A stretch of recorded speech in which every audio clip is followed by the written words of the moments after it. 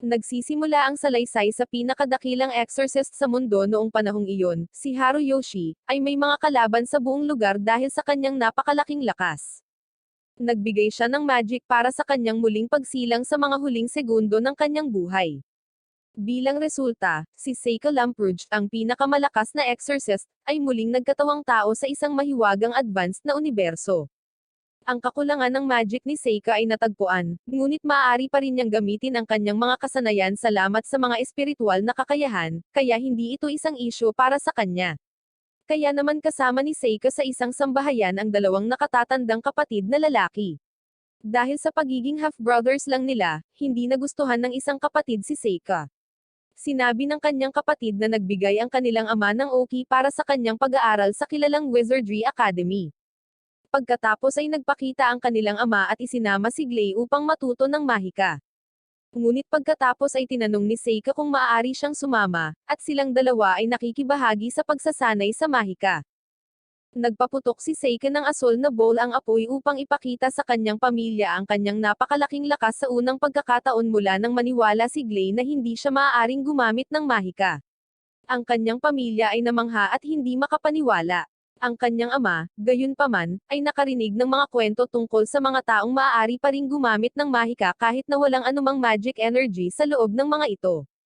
Pagkatapos ng araw na iyon, si Seika ay nakatanggap ng higit na atensyon mula sa kanyang ama at nakakuha ng kaalaman tungkol sa mahiwagang kaharian na ito. Nagsimulang mag-isip si Seika kung maaari niyang ilabas ang makapangyarihang Ayokashi na ikinandado niya sa nakaraang buhay noong siya ay 11 taong gulang. Tuwang-tuwa si Yuki nang makitang muli ang kanyang may-ari nang binuksan ni Seika ang isang gate at tinawag siya. Laking gulat ni Seika na nakilala siya kaagad ni Yuki sa kanyang bagong katawan. Pagkatapos ay nag-transform siya sa isang maliit na Zoro at nagtago sa buhok ni Seika upang itago ang mga kakayahan ni Seika. Matapos galitin si Glay kinabukasan sa pamamagitan ng pagbuhos ng tubig sa kanya, napilitan si Yifa na bisitahin ang kanyang silid ng gabing iyon. Gayunpaman, pumasok si Seika pagkatapos malaman ang pagnanais ng kanyang kapatid. Ito ang nagtulak kay Glay na salakayin si Seika, na dinasormahan siya at ipinaalam kay Yifa na hindi niya kailangang bisitahin ang silid ni Glay sa gabi. Ang nasirang carbuncle hatchling na inalis sa ina nito ay humingi ng tulong kay Yifa, na humiling na gamutin ito ni Seika. Dahil ayaw niyang masaksihan ng iba ang kanyang kakayahan sa exorcism, hinimok niya si Yifa na talikuran ang ulo nito. Namangha si Yifa sa kakayahan ni Seika na mag-spells habang may kaunting magic power nang gumaling ang carbuncle. Sabay na tanong ni Seika tungkol sa sikreto ni Yifa dahil matagal na niyang alam na nakikita niya ang mga espiritu ng mga hayop. Si Yifa ay nagsiwalat ng sikreto sa kanya nang ipaalam sa kanya ni Seika na nakakakita rin siya ng mga multo. Nagpatuloy siya sa pagdaragdag na nakakakita siya ng mga elemento. Sa kalaunan ay nagpa siya si Seika na turuan siya sa mahika at tumawag ng apoy na kahawig ng mga elemental na espiritu. Dahil si Seika ay anak ng isa sa mga malalapit na kaibigan ng kanyang ama, muli siyang hindi nakakuha ng espesyal na hapunan tulad ng kanyang mga kapatid. Gaya ng dati, ang pakay ni Glay ay tuyain ang kanyang nakababatang kapatid na si Seika nang ang kanyang mga kapatid ay gustong mag-ehersisyo kasama siya pagkatapos noon. Biglang pinaalam sa pamilya ng mga kasambahay na may papalapit na malaking nilalang sa kanila. Nag-aalala si Seika kay Yifa, kaya dali-dali itong pumunta sa kanya. Pagdating niya, handa na si Yifa na protektahan ang sarili at gumamit ng fire magic para itaboy ang halimaw. Habang tumatakbo si Yifa, hinarap ni Seika ang napakalaking salamander at winasak ito ng isang nakakalason na pag-atake. Ang lahat ng dumalo ay namangha na nagawang talunin ni Seika ang isang halimaw habang ang salamander ay natamba bilang resulta ng mapangwasak na welga. Pagbalik ng kanyang ama mula sa bayan kinagabihan, inihanda si Seika sa isang piging. Ginamit ni Seika ang okasyon para humiling ng pahintulot sa kanyang ama na dumalo sa Magic Academy. Pumayag siya, at hiniling ni Seika kay Yifa na sumama sa kanya. Kailangang ipakita ni Yifa ang kanyang kakayahan sa paggamit ng mahika para makapag-enroll sa Magic Academy, kaya inalok siya ni Seika ng Magic Wand. Isang malakas na fire spell ang pinakawalan ni Yifa habang ginagamit ang kanyang fire elementals. Kaya naman binigyan ng pahintulot sina Seika at Yifa na mag-enroll sa Magic Academy. Ang kanyang nakatatandang kapatid na si Laft ay binisita siya sa gabi at binigyan siya ng regalo sa kaarawan. hindi siya palaging ang pinakadakilang kapatid, ngunit ipinagmamalaki pa rin niya si Seika at binati siya ng mabuti sa kanyang pag-aaral sa Magic Academy. Pagkatapos noon, pinigilan ni Glay si Seika nang makita niya ang hindi mabibalang regalo mula kay Laft at agad niyang gustong lumaban. Galit na galit si Glay at handang saktan ang kanyang nakababatang kapatid na si Seika sa pamamagitan ng malakas na magic ng apoy, ngunit walang epekto ang spell. Pagkatapos noon, naglagay ng depensa si Seika na nagpatalbog sa kanya ng mga suntok ni Glay. Pagkatapos ay gumawa si Seika ng spell para maparalisa si Glay at 1 segundo para mapaluhod siya. Kaya naman, naging matagumpay ang diskarte ni Seika mula nang sumuko ang kanyang kapatid. Nang dumating ang oras para pumunta sa Magic Academy, ang kanyang kapatid na si Laft ay nagpaalam kay Seika at binati siya ng swerte doon. Samantala, naalala ng ama kung paano napunta si Seika sa kanyang pamamahay. Napag-alaman na si Seika ay supling ng kanyang kapatid na si Gilbert. Sa simula pa lang, nakita niyang kakaiba si Seika, at ang pagpapadala sa kanya sa Magic Academy ay isang matalinong hakbang. Hinanggad ni Yife na makausap si Seika noong una itong dumating sa kabisera mula nang magka-crush ito sa kanya. Pagkatapos ay nagpakita si Yuki at pinayuhan si Seika na alamin ang higit patungkol sa maliwanag na debosyon ni Yife para sa kanya. Gayunpaman, hindi kailanman naiintindihan ni Seika ang nararamdaman ng mga babae. Kinabukasan, kinailangan ni Seika at Yife na magtagumpay sa admission test para sa Magic Academy, ngunit una, kailangang matuklasan ng Magic Crystal Ball kung anong mga elemento sila. Namangha ang lahat sa lakas ng hangin at apoy ni Yife at sa kanilang pagkabigla na hindi siya isang maharlika. Nang dumating ang oras ni Seika, wala siyang magic. Naniniwala ang lahat na kaya lang niyang pumasok sa paaralan dahil sa ugnayan ng kanyang pamilya. Walang pakialam si Seika kung ano ang iniisip ng ibang tao, ngunit bigla na lang, lumitaw si Amyo, isang lokal, na maaaring gamitin ang lahat ng 4 na elemento. Pagkatapos nito, kinuha ng mga mag-aaral ang kanilang magic-based admission test para sa Magic Academy. Hindi sinasadyang nasira ni Yife ang target sa pamamagitan ng paggamit ng malakas na magic ng apoy. Pagkatapos ay lumipat siya sa susunod at gumamit ng mahika ng hangin upang mabutas ang stone wall. Maging si Seika ay nagulat sa kanyang desisyon na sanayin ang sarili sa mahika ng hangin. Pagkatapos ay dumating ang oras ni Seika. Inaasahan ng lahat na siya ay mabibigo sa pagsusulit hanggang, nang wala saan, ginamit niya ang mga asol na apoy na hindi pa nakikita noon. Ang kanyang asol na apoy ay nagpasindak sa lahat. Pagkatapos ay lumipat si Seika sa susunod na target at ginamit ang kanyang hindi natukoy na salamangka upang buwagin ito sa pamamagitan ng pagcast ng earth spell na nagdulot ng metal na hindi pa narinig ng sinuman. Nagpatuloy lang sa paglalakad si Seika habang nagsabog ng tubig na nang tumama sa target ay naging yelo. Pagkatapos nito, tinalakay ng mga instruktor ang kanilang mga obserbasyon at ipinakita na si Amyo, na nasa kabilang grupo pa rin, ay nagagamit pa rin ang lahat ng mga pangunahing sangkap. Pangatlo si Seika sa admission test, habang pangalawa si Yife, ayon sa kanilang mga marka. Dumalo sila sa welcome reception para sa mga bagong estudyante ng gabing iyon, ngunit habang nasa daan, may nakita sina Seika at Yife na kakaiba at nakatagpo sila ng Magic Circle. Pagkatapos noon, nagsalita si Amyo, na nanalo sa unang pwesto, bigla silang sinaktan ng mga demonyo. Napansin muna ni Seika ang sitwasyon at sinubukang wakasan ang mga demonyo, ngunit nauna si Amyo sa kanya at nakipag-away sa kanila. Ang paraan ng pag-uugali ng mga demonyo ay nagpapaniwala kay Seika na sila ay mga alipores lamang ng isang tao. Sa dating natukoy na Magic Circle, hinanap ni Seika ang amo at natuklasan ang demonyong hari. Agad na tinawag ng commander ang mga alipores, ngunit gumamit lang si Seika ng magic para mawala sila habang sinisingil nila siya. Ang demonyo, gayunpaman, ay hindi napahanga at minamaliit si Seika. Patuloy siyang lumapit kay Seika gamit ang kanyang sword magic. Nagawa niyang mag-teleport sa likod ni Seika at pinutol ang kanyang braso bilang resulta. Kapag ang Demon King ay bumangon, si Amyo ay magiging isang kilalang bayani at isang banta, kaya't ipinaalam sa kanya ng commander ng demonyo ang tungkol sa kanilang target at kung bakit nila ito balak na patayin siya. Ang leader ng demonyo ay naglunsad ng isang malakas na magic strike na pinutol ang ulo ni Seika. Maaring patuloy na buhayin ni Seika ang kanyang sarili, kaya hindi talaga siya natalo. Sa halip, pinaglalaroan lang niya ang demonyo. Pagkatapos ay inilunsad niya ang isang Ayokashi na gumagawa ng kidlat bilang kanyang susunod na pag-atake. Si Seika ay muling pinatay ng demonyo. Si Seika, gayunpaman, ay hindi napatay habang hawak ang papel na Hitogata. Si Seika ay tumawag ng isang malakas na Ayakashi na may hitsura ng isang dragon dahil nakuha niya ang lahat ng impormasyon mula sa demonyo. Kinalaunan ng demonyo ay kinain ng kanyang Ayakashi habang tinangka ni Seika na tumakas. Ang mga demonyong alipor sa bulwagan ay natalo na ni Amyo nang bumalik si Seika sa bulwagan mamaya. Ang ibang mga mag-aaral ay natakot sa lakas ni Amyo at nagsimulang matakot sa kanya. Kinabukasan, nang sila ay naglalakbay sa akademya, isang kakaibang konkoksyon ang halos nanag sa kanila, ngunit si Seika ay nakapag-teleport palayo kay Yifa sa tamang panahon. Gumagamit si Mr. Cordell ng concoction para sa kanyang pag-aaral na may black magic nang hindi ito nakuha ng kanyang instructor, at aksidente niyang natapon ang kanyang timpla. Pagkatapos ay napili sina Amyo at Seika sa klase ni Ms. Karen na gumawa ng isang proyekto sa paaralan sa Ladonia Forest. Pagkatapos ng klase, ipinaalam ni Seika kay Yifen na gusto niyang kaibiganin si Amyo dahil naiintindihan niya kung gaano kahirap para sa kanya na kilalanin bilang isa sa pinakamalakas na tao habang kinakatakutan at kinasusuklaman pa rin. Ngayong naunawaan na ni Yifa ang kanyang motibasyon para maging kaibigan si Amyo, hilingin niya itong swertehin sa pagkamit ng kanyang layunin. Naglakbay siya sa Ladonia Forest kasama si Amyo, kung saan nakatagpo sila ng Magic Circle. Ang dalawa ay dinala sa isang piitan kasabay ng pagsakit ng ulo ni Amyo.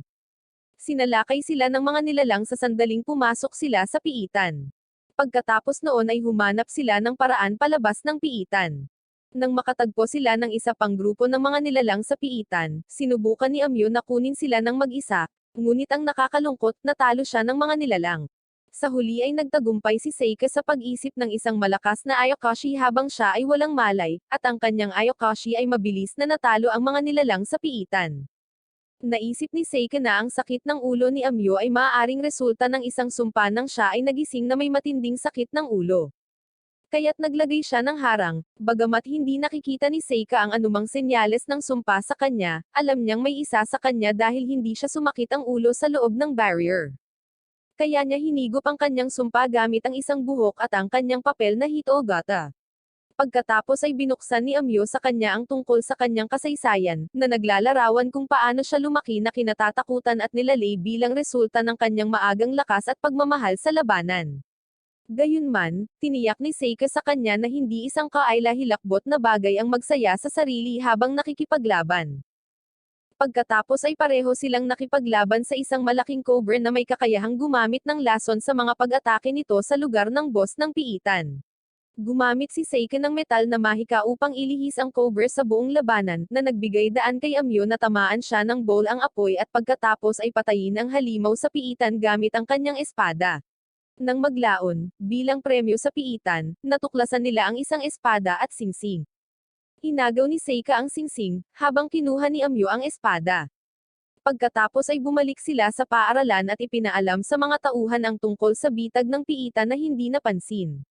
Bagamat hindi alam ng mga instruktor ng akademya ang piitan, naghinala si Seika na si Instructor Cordell ang may pananagutan sa lahat ng mga sakuna at nilapitan siya. Ang tagumpay ni Seika laban sa demonyo ay nagpagulat kay G. Cordell, na pagkatapos ay nagpahayag ng kanyang tunay na kalikasan bilang isang especially iya para sa mga demonyo. Sinubukan nilang patayin si Amyo, ang magiging bayani. Sa kasamaang palad, si Seika ay nagpatawag ng isang selyadong demonyo pagkatapos makuha ang sumpa mula sa isang Hitogata.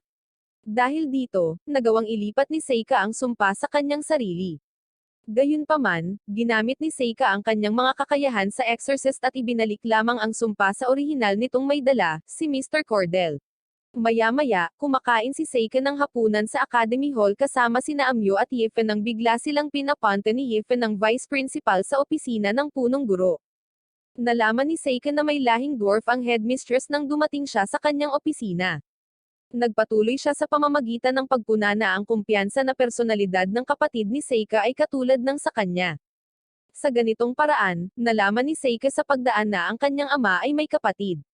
Pagkatapos ay si Mabel Crane, isang bagong-bagong estudyante sa academy, ay pumasok sa silid pagkatapos niyang sabihin na plano niyang ipadala siya at ang isa pang tao sa isang mixed discipline fighting competition sa kabisera. Si Seika o Yifa ay dapat makipagkumpetensya sa kompetisyon kasama si Mabel dahil ang akademya ay pinahintulutan lamang na magpadala ng dalawang mag-aaral. Nagalit si Amyo na hindi siya napili dahil siya ang pinakamagaling sa sword fighting pagkatapos na isaalang-alang ang lahat. Upang aliwin si Amyo, sinabi ni Yifa na ang pagpili kay Seika ay maaaring naimpluwensyahan ng kanyang tagumpay laban sa pagsaliksik ng Salamander at Dungeon. May partikular na dahilan daw ang principal kung bakit sila ni Yifa ang mas bagay. Naisip ni Amyo na si Mabel ay miyembro ng isang maharlikang pamilya na nabigyan ng pahintulot na dumalo sa kaganapan sa campus. Biglang tumama si Mabel sa kanyang likuran, nakikinig sa lahat. Tinukoy niya si Amyo bilang mahina at ginawang halatang halata sa kanya na hindi napili si Amyo dahil bilang isang mahina, hindi niya ito karapat-dapat dahil ang kompetisyon ay nakatuon halos sa sword combat. Idiniin ni Amyo ang issue. Pagkatapos ay nakipaglaban sila kung saan si Mabel ay nanalo kaagad pagkatapos ng pag-atake at paglingon kay Amyo, na nasa lupa. Kinabukasan, nagtungo sina Seika at Mabel sa kabisera ng lungsod para sa kompetisyon, ngunit kinwestiyon niya kung bakit sinamahan sila ni Amyo. Nagkunwari siyang bumisita sa kabisera, ngunit alam ni Seika na ang tunay na dahilan kung bakit siya naruroon ay upang makitang lumaban at pasayahin siya ni Mabel habang nakikipagkompetensya siya. Medyo may sakit si Seika dahil sa motion sickness pagdating nila doon at humiling ng pahinga hanggang bukas, kapag nagsimula na ang event. Nagsimula ang kompetisyon para sa halo-halong mga disiplina kinabukasan. Bilang unang kalahok, kinailangan ni Seika na labanan ng isang hambog na lalaki na hindi siya sineseryoso. Pagkatapos mag-teleport sa likod niya, marahas niyang sinaktan ang lalaki, pinalipad siya sa pader. Nagulat si Seika sa mga manonood, at lahat sila ay nagpalakpakan para sa kanya habang papunta siya sa grandstand. Nagpakita doon si Yuki at binalaan siya na huwag maging katulad ng nakaraan niyang buhay, noong siya ang pinakamalakas na lalaki na may mga kaaway sa paligid. Isinuot niya ang kanyang shaki upang saksihan ang kasunod na labanan ni Kyle mula sa mga kinatatayuan, kung saan nakita niyang sinumpa ni Kyle ang kanyang kalaban sa kawalang kilos bago siya pinatay gamit ang kanyang espada. Naisip ni Seika na siya ay talagang kakaiba at maingat na sinuri siya pagkatapos malaman na si Kyle ay may masamang mata at may kapangyarihang sumpay ng iba sa pamamagitan ng kanyang mata. Nagsimula ang ikalawang round ng torneo, at si Seika ay nakipaglaban sa isang mago na may kontrol sa isang golem. Hindi niya pinansin si Seika at naniwala na wala siyang pagkakataon, ngunit nagpatawag si Seika ng Ayokashi na agad na sumaire sa kanyang golem, na pinilit siyang sumuko. Pagkatapos noon, bumalik siya sa kanyang mga kasamahan, kung saan nakiusap si Yifa kay Seika na sumuko dahil nag-aalala ito sa kanya matapos malaman na napatay ni Kyle ang kanyang kalaban sa huling labanan. Pinayapa ni Seika si Yifa at tiniyak sa kanya na magpapatuloy siya ng matagumpay.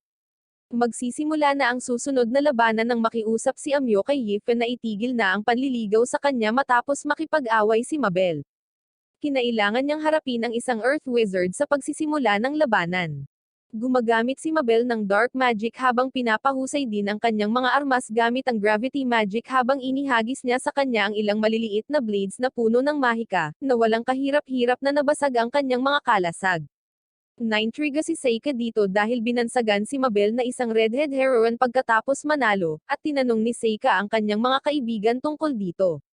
Sa pamamagitan ng kanyang mga kasama, natuklasan niya na ang huling pangunahing tauhang babae ay may parehong pulang buhok na katulad niya at gumamit ng parehong mga sandata. Ang kanyang pangalan ay Mabel Crane. Natuklasan ni Seika ang mga karagdagang detalye tungkol kay Mabel sa ganitong paraan. Hinahabol niya ang isang demonyong especially iyan na tinitiktikan niya gamit ang kanyang mga shaki nang lumubog ang gabi. Plano ni Seika na patayin siya ng patago dahil nabigla siya sa dami ng kanyang nalalaman, ngunit gumanti kaagad ang lalaki at itinali siya ni Seika gamit ang kanyang mahika. Mas gusto ng lalaki na pahirapan kaysa magsalita, ngunit hindi nagaksaya ng oras si Seika sa pagsisimula. Nagpadala siya ng Ayokashi na nakakabase ng mga iniisip, at tinanong niya ang lalaki. Nalaman niya mula rito na pinatay ni Seika ang lahat ng impormante ng mga demonyo, kaya wala silang impormasyon tungkol kay Amyo. Nalaman din niya na si Mabel ay inilalarawan bilang isang huwad na pangunahing tauhang babae sa pagsisikap na bawasan si Amyo. Pagkatapos ay nagpakita doon si Yuki at tinanong siya kung ano ang gusto niyang gawin sa kaalaman. Sumagot si Seika na hindi na niya titingnan pa ang bagay na iyon dahil naniniwala siyang ang kaligtasan ni Amyo mula sa mga demonyo ay para sa pinakamahusay. Patuloy na nanalo si Kyle kinabukasan, at umabant siya sa semifinals. Pagkatapos nito, tinalo ni Seika ang isang Necromancer Summoner para pumunta sa semifinals kung saan makakaharap niya si Mabel.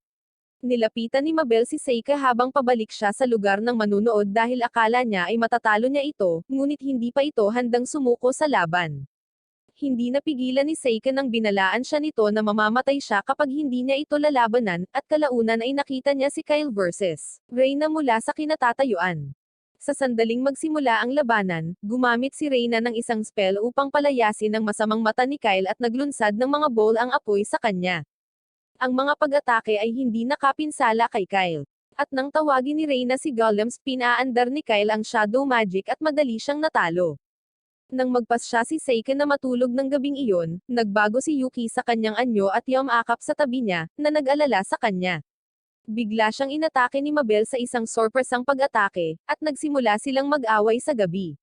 Sa kabila ng sobrang lakas ni Mabel, nagawang talunin siya ni Seika. Napansin ni Seika na wala siyang tame time na intensyon na patayin siya, kaya sinabi niyang hindi niya ito gustong pumatay sa kanya. Curious siya kung bakit gustong sumabak ni Mabel sa grand finale ng tournament. Dapat siyang patayin ni Kyle sa championship game, payo ni Mabel, habang dapat siyang mag-post bilang bida. Ang mga demonyo sa gayon ay maniniwala na ang hinaharap na pangunahing tauhang babae ay patay na. Natuklasan din ni Seika na si Mabel ay nakatanggap ng assassination o mersenaryong pagsasanay mula sa isang merchant organization kasama ng ibang mga bata. Ang isa sa mga bata, si Kyle, ay binigyan ng tungkuling patayin si Mabel para makapasa siya sa kanyang mersenaryong pagsubok.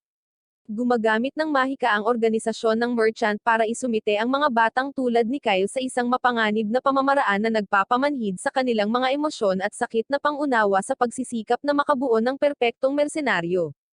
Pagkatapos, ibinunyag ni Mabel na isa rin siyang mersenaryo dahil karaniwang may grupo ng 4 na bata sa asosasyong mangangalakal. Para makapasa sa pagsubok ang isa sa 4 at maging huwarang mersenaryo, dapat silang lahat ay patayin. Bukod pa rito, sinabi ni Mabel na balak niyang patayin si Kyle sa final dahil sa katotohanang pinatay nito ang kanyang kapatid, isa pang miyembro ng kanilang mersenaryong organisasyon. Nakaharap ni Seika si Mabel sa semifinals ng tournament kinabukasan. Naglunsad si Mabel ng pag-atake kay Seika gamit ang kanyang gravity magic sa sandaling magsimula ang labanan. Tinangka ni Mabel na talunin si Seika gamit ang mga kutsilyo bago siya ay teleport. Kasunod nito, gumamit si Seika ng gravity magic kay Mabel habang sinusubukan niyang hampasin. Pagkatapos ay gumamit si Seika ng kombinasyon ng salamangka ng kahoy at metal para igapos at i-immobilize siya. Pagkatapos ay idineklara ni Seika na tapos na ang laban, at binigyan siya ng referee ng panalo. Pagkatapos nito, hinarap ni Seika si Kyle sa championship match. Sa sandaling magsimula ang kanilang labanan, si Seika ay agad na gumawa ng fog. Ayaw niyang mabunyag sa iba ang buong kakayahan ni Seika. Pagkatapos ay sinimulan niya ang paghahagis ng mga makapangyarihang antang-antang kay Kyle. Ngunit hindi niya inisip ang paggamit ni Kyle ng hindi kapani-paniwalang makapangyarihang gravity magic.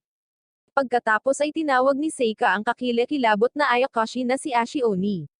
Agad na dinaig si Kyle ng Ayakashi ni Seika at madaling nawalan ng malay. Sa mga huling segundo ng buhay ni Kyle, nagsimulang gumana ang mekanismo ng self-destruct habang nakahiga siya sa lupa na natalo. Pagdating niya, nakiusap siya kay Seika na sabihin kay Mabel ang gusto niyang sabihin bago mamatay. Dahil dito, ang mabait na si Seika ay hindi makatayo at hinahangad na tulungan siya. Biglang sumingit si Yuki at pinigilan ito dahil masyadong mapapansin ni Seika ang kanyang kapangyarihan at matutugunan niya ang parehong katapusan tulad ng dati niyang pag-iral. Bilang kinahinatnan, itinigil ni Seika ang pagliligtas sa ganitong paraan, habang nakikitang imposibleng hayaang mapahamak si Kyle. Matapos manalo sa kompetisyon, inilibing ni Seika si Kyle. Bukod pa rito, ibinahagi niya ang mga huling salita ni Kyle sa kanya, na nakita ni Mabel na talagang nakakaantig. Naiwan si Mabel na walang direksyon pagkatapos noon, at nangako si Seika na bantayan siya at siguraduhing makakapasok siya sa paaralan gaya ng dati. Pagkatapos ay bumalik sila kina Yefra at Amyo, na naghihintay sa kanila pagdating nila. Alam nila ang karamihan sa mga kaganapan, at si Amyo ay sabik na makipag-rematch kay Mabel. Nang magsimula ang labanan, unang sinubukan ni Amyo na linlanggan si Mabel bago gumamit din ng gravity magic. Nang maglaon, nagkaroon ng pagkakaibigan ang dalawa at magkasamang bumalik sa akademya. Ipinaalam ni Seika sa punong guro kung ano ang nangyari nang bumalik siya sa magic school. Alam niya nang minsang inayos ng punong guro ang lahat para mabuhay si Mabel. Pagkatapos ay tumugon siya na wala siyang intensyon para kay Mabel nang tanungin ni Seika kung ano ang nasa isip niya para kay Mabel. Inisip na lang niya na kawawa ang kapalaran ni Mabel at mawawala ang kanyang husay kung pumanaw siya ng ganoon kaaga. Lumipas ang oras. Ipinaalam sa kanya ni Seika na may lumitaw na dragon at wala sa kontrol sa kaharian ng Hysteria, at inimbitahan siya doon para sa bakasyon sa tag-init. Pagkatapos ay lumabas si Cecilio, ang Crown Prince of Hysteria, at ang kanyang katulong. Sa sandaling magpakilala si Seika, napansin ng Crown Prince ang kagandahan ni Yifa. Si Cecilio, na naniniwalang si Yifa ay isang marangal na babae, ay nag-imbita sa kanya na sumama sa kanyang harem sa pamamagitan ng pag-alok na maging isa sa kanyang mga asawa. Dahil siya ay lingkod ni Seika, magiliw na tinanggihan ni Yifa ang alok. Iniisip ni Seika kung ang Crown Prince ay psychologically stable samantala. Pagkatapos ay ipinaalam kay Seika ang mga detalye ng dragon na naganap sa kaharian ng Hysteria. Natuklasan ni Seika na ang dragon ay matagal nang magkasamang maligaya sa kaharian at laging payapa. Gayunpaman, kamakailan lamang ay nakawala ang dragon, na sinira ang maraming ari-arian. Pagkatapos ay nagpatuloy ang karwahe upang ihatid sina Seika at Yifa sa kaharian ng Hysteria. Pagdating nila, inagaw sila ni Cecilio, at isang love tigre na naglalayong manghuli ng dragon ay lumitaw nang wala saan. Nawalan ng kontrol ang halimaw at sinubukang patayin si Yifa. Sinadya ni Seika na patayin ang love tigre dahil sa huling segundo, napigilan niya ito sa pag-atake kay Yifa. Ang summoner ng halimaw ay nagkatawang tao at ikinulong ang nilalang. Nalaman ni Seika na gumagamit si Cecilio ng mga mersenaryo para tugunan ang isyu ng dragon. Dahil halos saktan ng halimaw niya si Yifa, galit na galit si Seika. Pagkatapos ay pinagsabihan niya si Yifa dahil may kakayahan itong gumamit ng spell para protektahan ang sarili. Nang maglaon, nagsagawa siya ng higit pang pag-aaral sa dragon sa palasyo ng hari. Habang ginagawa ito, natuklasan niya ang ilang mga sinaunang aklat na may saganang nakakabighaning impormasyon tungkol sa dragon. Naghahanda si Seika para sa susunod na araw nang sumapit ang dilim at hindi inaasahang dumating si Yifa. Ipinaliwanag niya sa kanya na hiniling sa kanya ni Crown Prince Cecilio na bisitahin ang kanyang silid dahil natatakot siyang mag-isa. Nabuhayan siya ng loob nang sabihin sa kanya ni Seika na maaari siyang magpalipez ng gabi sa kanyang silid at hindi siya kinakailangang sumunod sa kahilingan. Pagkatapos ay nagtanong si Seika tungkol sa kanyang interes na sumali sa harem ng Crown Prince habang pareho silang nakahiga sa kama. Biglang humingi ng tawad si Yifa sa pagiging walang kwenta niya at kahapong hindi niya ipagtanggol ang sarili. Pagkatapos ay ipinaalam ni Seika kay Crown Prince Cecilio na siya ay gugugol ng ilang araw sa kabundukan upang pag-aralan ang dragon. Iniwan ni Seika si Yifa at tinungo ang bundok. Maya-maya, dumating ang dalaga ng Crown Prince para makita si Yifa at nagtanong sa kanya. Ang native Crown Prince na si Cecilio ay nagpahayag kay Yifa na siya ay isang elf descendant. Bukod pa rito, nagbabala siya sa panganib ni Seika. Ipinaalam ng alipin ng duwende si Yifa na si Seika ay isang halimaw kaya naman nilayuan siya ng mga elementals. Pagkatapos ay hinimok ng duwende si Yifa na maging miyembro ng harem ni Cecilio. Samantala, si Seika ay bumangga sa isang dragon. Nahuli ni Seika ang dragon gamit ang lambat. Naunawaan na ngayon ni Seika kung bakit gumagawa ng napakaraming isyu ang dragon. Nalaman niyang binabantayan ng dragon ang kanyang itlog. Ipinaalam ni Seika kay Yuki na ang ilang mga lalaking reptilya ay maaaring magbago ng kanilang kasarian kapag tinanong niya kung paano magkakaroon ng anak ang isang lalaking dragon. Samantala, sinubukan ng kasambahay ni Cecilio na hikayatin si Yifa na sumali sa Crown Prinsesa Harem at ipinakita ang mga pakinabang sa kanya. Pagkatapos lumitaw si Yifa, na ipinatawag ni Cecilio. Laban sa kagustuhan ni Seika, hinaanggad niyang bilhin si Yifa. Binalaan niya si Yifa na kung susubukan niyang pigilan siya, papatayin si Seika. Dahil mahal niya si Seika, ayaw ni Yifa na makalaya sa kanyang kontrata sa alipin. Binaliwala ng prinsipe ang kanyang payo, at pinigilan si Yifa ng mga tanod dahil gumawa si Cecilio ng hadlang para harangin ang kanyang kakayahan sa mahika. Biglang nagka-material si Seika sa isang dragon na hindi niya alam na ginamit ni Cecilio sa kasamaan. Dahil dito, isinama niya siya, at natuwa si Yifa na makita doon si Seika. Pinuri siya ni Yifa sa pagliligtas sa kanya habang pumailan lang sila sa Dragon's Hideout. Isang love tigre ang na-material nang makarating sila sa Dragon Egg.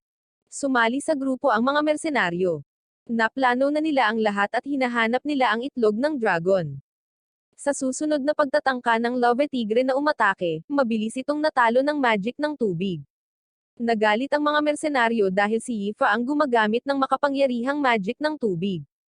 Pagkatapos noon, gumamit si Seika ng spell para maalis ang halimaw ng mersenaryo. Bukod pa rito, ang takot ng dragon sa kanila ay naging dahilan upang tumakas ang lahat ng kanyang mga kalaban. Gumagawa lang ng mga problema ang dragon dahil gusto niyang protektahan ang kanyang mga supling. Ayon kay Seika, na kalaunan ay nag-ulat ng mga pangyayari kay Crown Prince Cecilio sa kaharian. Si Cecilio ay sinabihan ni Seika na ang kailangan lang niyang gawin ay tulungan ang mga dragon sa pag-aalaga ng itlog. Hihinto ang dragon na magdulot ng mga isyu kung susundin mo ito. Sa kabila ng payo ni Seika, hindi ito pinansin ni Cecilio. Nakiusap siya kay Seika na patayin ang dragon, ngunit tinanggihan ni Seika ang kanyang katawa-tawang kahilingan. Biglang nagalit si Cecilio at gustong patayin si Seika dahil sa pagtanggi niyang sumunod sa kanyang mga hinihingi. Kasunod nito, pinilit ni Cecilio si Yifa na lisanin si Seika at iginiit na maging mamamayan ito ng kanyang kaharian. Nagalit si Seika dahil nagdudulot siya ng sobrang stress kay Yifa. Hindi dapat kumilos si Cecilio na parang bata, ayon kay Seika. Ang alok ng hari ay tinanggihan ni Yifa, na nagsabing mas gusto niyang manatili sa Seika. At ang dalawa pagkatapos ay bumalik sa paaralan. Pagkalipas ng ilang araw, hindi inaasahang natanong si Amyo sa bahay ni Seika, ngunit na-misinterpret ni Yifa ang alok. Nilinaw ni Seika na wala siyang balak na magpakasal. Ang pagnanais ng kanyang ama na makilala ang nangungunang mag-aaral sa kanilang akademya ang aktwal na motibasyon. Nang dumating si Seika sa mansyon ng Lamp Rouge, tinanggap siya ng kanyang kapatid na si Laft at ng ama ni Yifa. Nagpakilala ang mga kaibigan ni Seika at nagpahayag ng pasasalamat sa imbitasyon. Ang sumusunod na papuri mula kay Laft ay naging sanhi ng pag-flush ni Yifa. Biglang nagpakita doon ang kanyang kapatid na si Glay at nagpahayag ng pagnanais na labanan si Seika. Kahit na masaya si Glay sa army, ninanais pa rin niya ang isang rematch kay Seika. Pagkatapos ay naglabas si Glay ng hamon na lumaban, at pumayag si Seika na tanggapin ito basta't matalo niya si Amyo. Pagkatapos ay nakipag-away si Amyo kay Glay, ang kapatid ni Seika. Ang mga pag-atake ay tinanggihan ni Glay. Bigla siyang nataranta, niloloko si Amyo. Dati siyang nagpeke gamit ang mahika para maiwasan ang pagbagsak. Tinanggihan ni Glay ang kahilingan ni Amyo para sa isang rematch.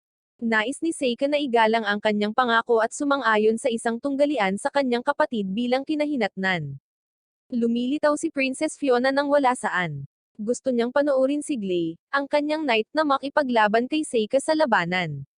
Matapos lumitaw ang banal na prinsesa, nawala ng interes si Glay na labanan ang kanyang kapatid. Nagtanong tuloy si Yuki kung ano ba talaga ang isang noble title Holy Princess. Ipinaalam sa kanya ni Seika na ang dahilan kung bakit siya binigyan ng pangalang iyon ay dahil siya ay anak ng mataas na saserdote at ang kanyang ama ay isang emperador.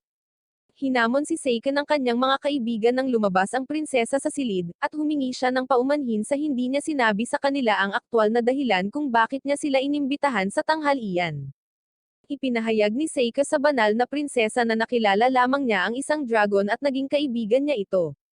Si Amyo ay lumitaw sa silid ni Seika sa gabing iyon, at nalaman ni Seika na plano ni Amyo na ituloy ang isang pakikipagsapalaran pagkatapos ng pagtatapos sa paaralan. Naniniwala siyang mas gugustuhin ni Seika na ipagpatuloy ang kanyang pag-aaral. Hinikayat siya ni Seika sa pamamagitan ng pangakong paninindigan ang kanyang salita sa kanya at sasamahan siya sa kanyang adventurous na paglalakbay. Nais ni Fiona na galugarin ang lungsod kinabukasan at gusto rin niyang hawakan ni Seika ang kanyang kamay. Kasunod nito, nagpatuloy sila sa pagkuha sa mga atraksyon ng bayan nang mangyari ang isang aksidente sa isang lugar ng gusali. Nasa panganib noon ang banal na prinsesa. Ang prinsesa ay pinangangalagaan ni Amyo at Glay dahil mabilis silang tumugon at nagbigay ng makapangyarihang antang-antang. Nagpasya silang bumalik sa Lamp Rouge Estate pagkatapos noon. Laking gulat ni Seika nang malaman na ang kanyang kapatid na si Glay ay nagsanay ng walang tigil at nag-ehersisyo na parang kabalyero sa gabi. Nagpahayag ng interes ang prinsesa kina Amyo at Seika nang matuklasan ni Seika sa pamamagitan ng kanyang kapatid na si Fiona ay may kakayahang hulaan ang hinaharap. Hinanap ni Prinsesa Fiona si Seika araw-araw sa mga sumunod na araw. Hindi niya ito mahanap dahil palagi itong nag-teleport. Tinanong siya ni Yuki kung bakit siya umiiwas. Pagkatapos ay ipinaliwanag niya kay Yuki na ang kanyang panghuhuli at ang kanyang pangitain sa hinaharap ay dalawang magkahiwalay na kapangyarihan. Pagkatapos noon, nakilala ni Seika si Amyo, na nagpahayag na nag-aaral siya ng swordsmanship kasama ang kanyang kapatid na si Glay. Laking gulat ni Seika nang malaman na hindi kayang talunin ni Amyo, ang pangunahing tauhang babae sa kwento at isang napakatalino, ang kanyang kapatid. Pagkatapos nito, hinikayat ni Amyo si Seika na gumugol ng ilang oras kasama si Prinsesa Fiona. Inanyayahan ni Fiona si Seika na makipaglaro sa kanya ng chess nang puntahan siya nito. Natuklasan niya na madalas siyang walang makakalaro dahil palagi siyang nagtatagumpay salamat sa kanyang kakayahang mahulaan ang hinaharap. Pagkatapos ay hiniling niya kay Seika na makipaglaro sa kanya ng chess at tinanong siya kung alin sa mga figure ang mas malakas. Sinabi ni Seika na ang Maharlika ay, sa katunayan, ang pinakamakapangyarihan, ngunit ipinaalam sa kanya ni Fiona ang kanyang pangunawa sa mga karaniwang tao at magsasaka. Naniniwala siya na ang mga karaniwang tao at magsasaka ay gumagawa para sa mga pinakadakilang personalidad. Natuklasan din niya na ang mga mamamayan ay marami at kapansin-pansin. Sila ang pinakamakapangyarihang mga karakter bilang kinahinatnan. Nagpatuloy sila sa paglalaro ng chess hanggang sa nagpasya si Seika na sumuko matapos manalo si Fiona. Bilang karagdagan, si Seika ay namangha sa mga kapangyarihan ng premonition ng banal na prinsesa. Nagpasalamat si Fiona kay Seika sa pakikipaglaro sa kanya ng chess pagkatapos. Pagkatapos, nakikita natin ang masasamang demonyo na nilupig ang isang malaking grupo ng mga tulisan. Sila ay napakalakas na nilalang na naghanap ng mga taong makakain. Ang isa sa kanila ay may kakaibang talento sa pagtukoy ng lakas ng isang tao. Pagkalipas ng ilang araw, nagpaalam sila kay Seika at sa kanyang mga kaibigan habang naglalakbay sila sa Magic Academy. Pagkatapos ay nagpahayag si Glay ng pagnanais na samahan sila sa Kapitolyo, at pinasalamatan ni Prinsesa Fiona sila para sa kasiya siyang oras na mayroon sila sa kanilang bahay. Pagkatapos ay sumama si Seika kay Prinsesa Fiona at sa kanyang kapatid na si Glay sa isang karwahe. Pagkatapos ay tinanong ni Seika ang kanyang kapatid na si Glay kung ano ang mangyayari kung sinalakay ng mga bandido ang mga karwahe. Sa kanyang kakaibang kakayahan na makakita sa hinaharap, inaasahan ng prinsesa ang biglaang paglitaw ng isang grupo ng mga bandido. Hinanggad ng mga magnanakaw na gumamit ng mga arrow upang saktan si Seika nang umakyat siya sa tuktok ng karwahe. Walang kahirap-hirap na tinaboy ni Seika ang lahat ng mga arrow habang nagspell. Pagkatapos ay ipinagpatuloy ng mga magnanakaw ang kanilang mga pag-atake, ngunit napakalakas ni Seika para sa kanila. Pagkatapos ay gumamit si Seika ng mahika upang talunin ang lahat ng mga magnanakaw. Sa sandaling dumating ang mga kaalyado ni Seika, ang mga bandido ay natalo lahat. Pagkatapos ay pinasalamatan ni Fiona si Seika para sa kanyang tulong sa paghahanap ng mga magnanakaw. Natuklasan ni Seika na pinlano niya ang lahat at alam niyang aasarin siya ng mga ito. Nang tuluyang marating nila ang sentro ng lungsod, pinuri sila ni Prinsesa Fiona para sa kanilang masayang araw. Nagpaalam si Seika kay Fiona at sa kanyang kapatid na si Glay, na sumama sa kanya sa pagpaulim. Ang mga malalakas na demonyo ay nasa ruta upang patayin ang kasalukuyang pangunahing tauhang babae samantala. Inimbitahan ng prinsipal si Seika na sumali sa student council sa mga sumunod na araw. Nag-aalala si Yuki dahil ang pagkahalal niya sa student council ay makikita ng maraming tao. Pagkatapos ay nakita ang demonyong gang at ang amo nitong si Zor. Ang layunin nila pagdating nila sa kabisera ay patayin si Amyo, ang bida. Nag-utos si Zor na makipaghiwalay at hanapin si Amyo sa Magic Academy pagkatapos noon. Wala sa mga tao, sa opinyon ng grupo ng demonyo, ang may sapat na kapangyarihan upang makipaglaban sa kanila. Kaya naman ang mga demonyo ay naglakbay ng may kumpiyansa sa Magic Academy. Gayunpaman, nandoon ng maaga si Seika, naghihintay sa kanila na may hamog na ulap. Ang halimaw Tamer Lonnie at Perzler pagkatapos ay lumitaw. Gayunpaman, inilipat sila sa ibang lokasyon, kaya hinanap nila ang pangunahing tauhang babae. Sa sandaling ang isang tao ay nagkatawang tao, tinawag ni Lonnie ang mga demonyong lobo. Natuklasan lamang ng mga lobo ang isang antang-antang na Seika matapos salakayin ang biktima. Ang Ogre Mudrev ay makikita na naghahanap ngunit si Mabel ay nagpakita kaagad at inatake siya. Nakipaglaban si Mabel sa dambuhala. Pagkatapos ay sinaktan siya ni Mabel ng lahat ng kanyang kakayahan, gamit ang mahika upang igapos ang dambuhala. Dahil sa kanyang kaligtasan sa lahat ng anyo ng mahika, nakatakas si Mudrev.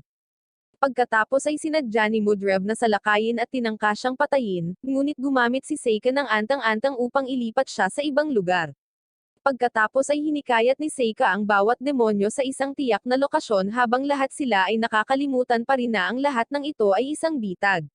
Nakita nila na kakaiba ang bawat taong nakatagpo nila, at kapag natalo na nila sila, palagi silang nag-iiwan ng papel na figure sa kanilang likuran. Biglang sumulpat si Seika. Sinabi niya na ang mga demonyo ay natitasid sa kanyang bitag kahit na inaasahan niya ang mga ito. Samantala, ininsulto ni Seika ang dambuhala, at sa isang simpleng sumpa, walang kahirap-hirap niyang hiniwa ang kanyang ulo. Si Preslaria, isang demonyo, ay nagalit at gustong maghayganti sa kanyang ogre na kaibigan. Siya ay may kakayahang magpakita ng masamang mata, at nilayo ni Seika na ipakita ang buong potensyal nito. Si Hakura, isang napakalaking ahas na Ayakashi, ay tinawag ni Seika. Mabilis na inalis ni Hakura si Preslaria at nagkaroon ng masamang mata.